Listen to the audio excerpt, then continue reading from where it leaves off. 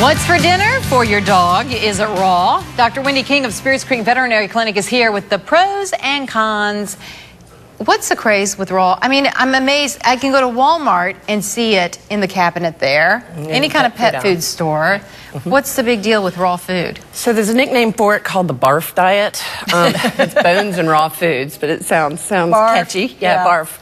Yeah, so the idea behind it is that the raw foods have enzymes and beneficial bacteria that makes the gut healthier of the pets, and the gut is very important for the immune system. So, you know, there's some science behind it, but it's definitely not for everybody. It's super time-consuming. Because how do you do it? You have to get the food. You either have to buy it ground. You have to know where it's coming from. And that's where I say, okay, well, let's turn to the commercial raw food diets, like you said, in the pet food store. Well, those, I saw a study that said 59% of those have E. coli in them, and something like 7% has salmonella in them tested.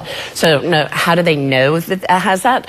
Well, all these pet foods that are getting recalled, they're getting recalled because the humans in the house are getting sick from the raw pet food because they're not preparing it properly. So it's not for everybody. You can't have little children in the house with a raw pet food diet. You can't have elderly people. Anybody with an immunocompromised position can't have it because it can be very dangerous. So for most people, this is not maybe the best idea. It's high maintenance, and we're not nutritionists, so we have to make sure that it's a complete and balanced diet. It's a lot of times deficient in calcium, and that's why they add the bones in to it, and it's just really time consuming. And then the other thing that it's time consuming, you have to set a dedicated area in the kitchen that you can sanitize completely, and then you have to remember to a new bowl every single time, and then that old bowl does not go into the kitchen sink to put the salmonella in the sink.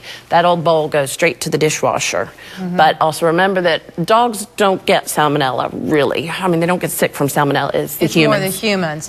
So there seems so many negatives, but give us another positive then for somebody who is looking into what's the best thing he or she could do for their pet. So sometimes I will recommend it if dogs have chronic irritable bowel syndrome. You know, they have chronic diarrhea, and I've been to some seminars. Nutritionists recommend it for resetting the gut, filling it with that good bacteria so that the dogs can redigest their foods. But they're not necessarily suggesting it forever. It's just kind of like a 2-week, let's do raw food for that 2 weeks, and then you can go back to the commercial dog food. All right, Dr. Wendy King is always huge help. So if you have a question, it doesn't have to be just about raw dog food, and this is going to go on the website and social media platforms today, but also last month you talked about pet food in general and how to know the best kind to get. So that's going to be linked in this in case you missed last month's segment. But we are on Facebook Live right now at Dondi Mercer Plank WIS TV, and you can ask Dr. King your pet care questions right now if you go to my Facebook page.